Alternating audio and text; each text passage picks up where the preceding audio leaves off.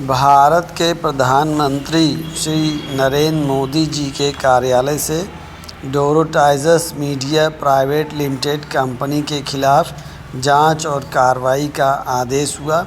इसके लिए मैं भारत के प्रधानमंत्री जी को बहुत साधुवाद देता हूं, उनके प्रति कृतज्ञता सहित आभार व्यक्त करता हूं। डोरटाइजर्स मीडिया प्राइवेट लिमिटेड के नाम से कुछ लोगों ने फर्जी कंपनी बनाई और कैची फिक्सल के नाम से उन्होंने कारोबार किया और पूरे देश में उन्होंने करोड़ों लोगों को लूटा और बुरी तरह व्यवस्था के प्रति, समाज के प्रति अपराध किया।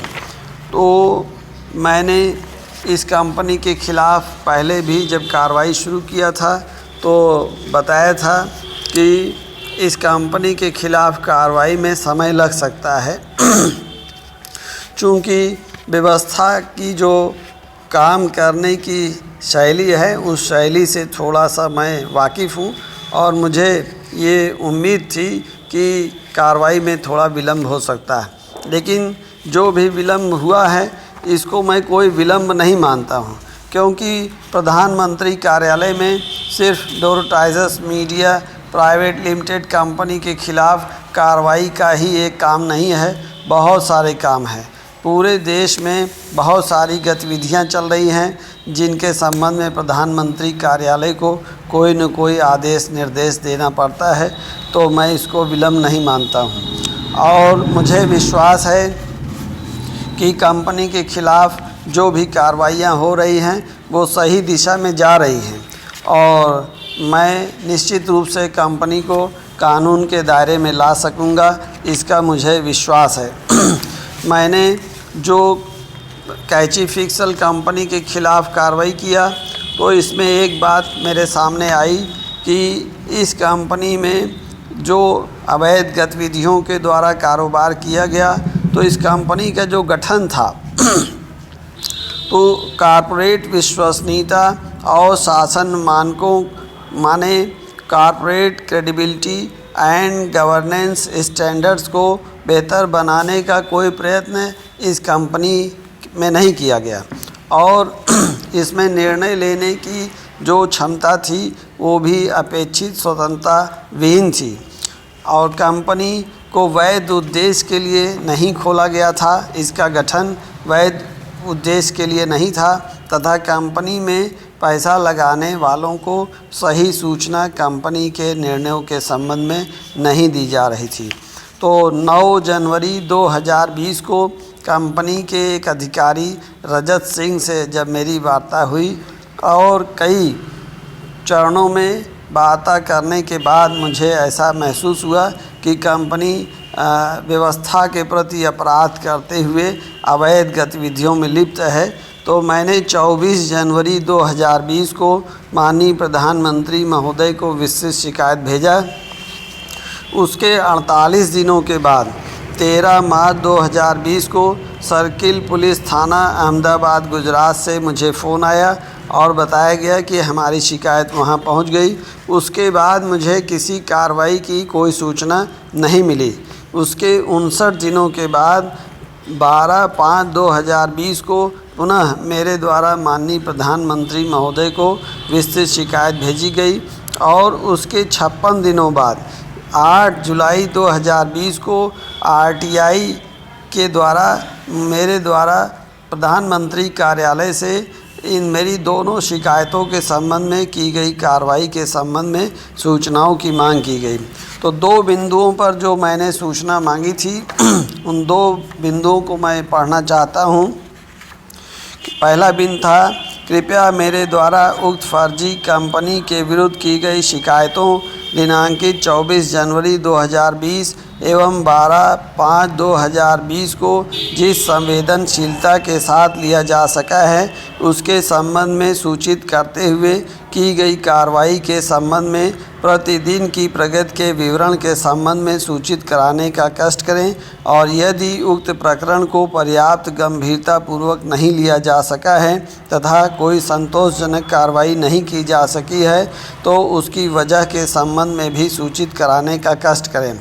दूसरा बिंदु था कृपया उक्त फर्जी कंपनी एवं इससे जुड़े लोगों द्वारा देश भर में आम जनता को लूटने और ठगने के बाद उनकी शिकायतों को थानों में दर्ज न किए जाने एवं आवश्यक कार्रवाई न किए जाने को जिस संवेदनशीलता के साथ लिया जा सकेगा तथा उक्त के संबंध में भी जो आदेश निर्देश जारी किए जा सकेंगे उनके संबंध में सूचित करने का कष्ट करें और यदि उक्त के संबंध में प्रकरण को पर्याप्त गंभीरतापूर्वक नहीं लिया जा सके तथा उक्त के संबंध में कोई आदेश निर्देश जारी न किए जा सकें तो उसकी वजह के संबंध में भी सूचित कराने का कष्ट करें। तो ये दो बिंदुओं पे जो मैंने माननीय प्रधानमंत्री के यहाँ से सूचना मांगी थी उस पे माननीय प्रधानमंत्री महोदय का जो जवाब आया है उस जवाब को मैं पढ़ना चाहता हूँ।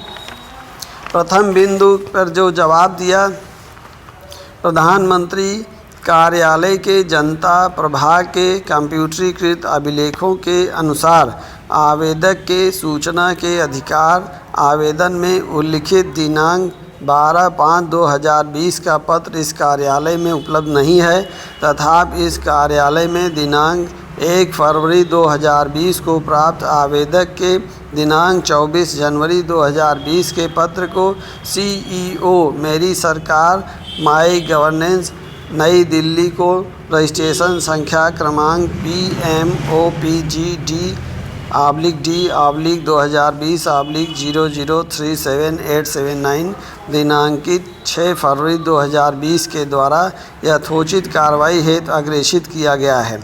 अग्रेषित पत्र की प्रतिलिपि संलग्न है। शिकायत का निपटारा संबंधित प्राधिकरण के अधिकार क्षेत्र के अंतर्गत आता है अतः इस संबंध में आगे की गई कार्रवाई की सूचना उस प्राधिकरण से प्राप्त की जा सकती है जिसे आवेदक का पत्र अग्रेषित किया गया है।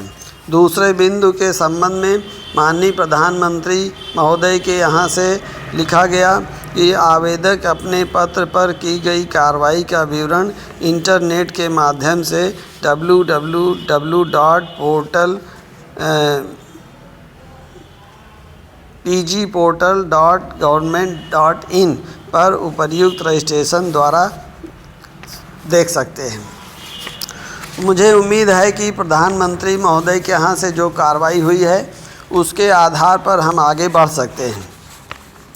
तो दिनांक 8 जुलाई 2020 को जब मैंने RTI में आवेदन किया माननीय प्रधानमंत्री के यहाँ उसके 110 दिन बाद 26 अक्टूबर 2020 को श्री SS रघुवंशी नायब पुलिस अधीक्षक CID क्राइम अहमदाबाद जोन का पत्र मुझे आया। पत्र में उन्होंने लिखा कि पत्र प्राप्त करने के 1 सप्ताह के भीतर आप अहमदाबाद आकर अपना बयान दर्ज कराइए।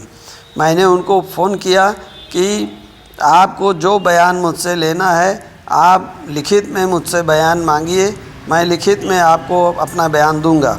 उन्होंने मुझे आश्वस्त किया कि मुझसे बयान लिखित में देने के लिए वो मुझे पत्र लिखेंगे। मुझे उम्मीद है कि उनका पत्र आएगा और मैं उसका जवाब दूंगा, कार्रवाई आगे बढ़ेगी।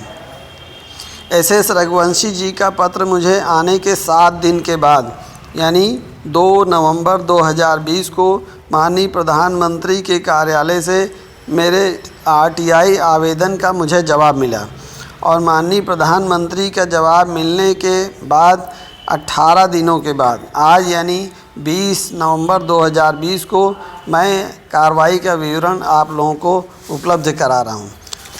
एक और प्रकरण मेरे सामने आया। एक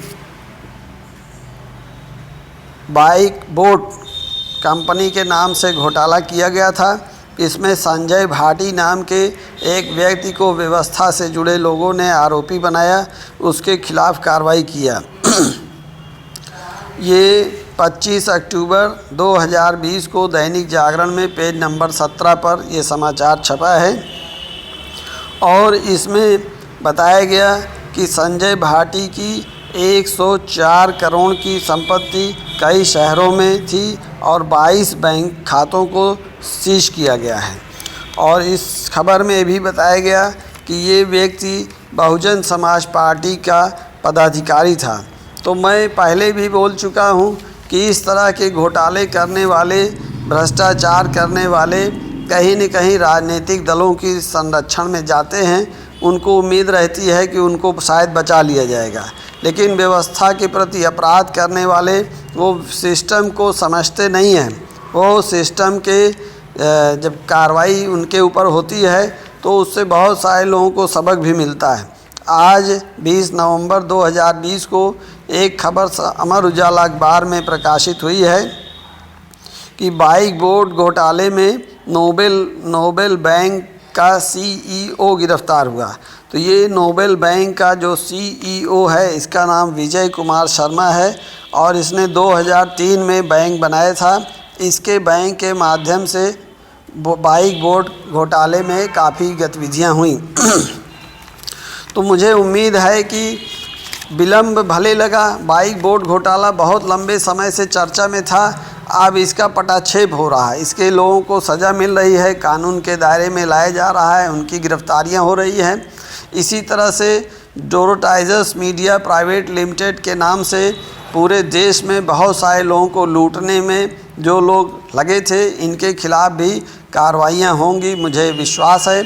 और सबसे बड़ी बात है कि भारत के प्रधानमंत्री मोदी जी के नाम का इस्तेमाल किया गया है, मोदी जी का फ़ोटो लगाया गया है, मोदी जी की छवि को आम जनता में कैश कराने की कोशिश की गई है और इससे व्यवस्था के प्रति बहुत बड़ा अपराध ये साबित होता है।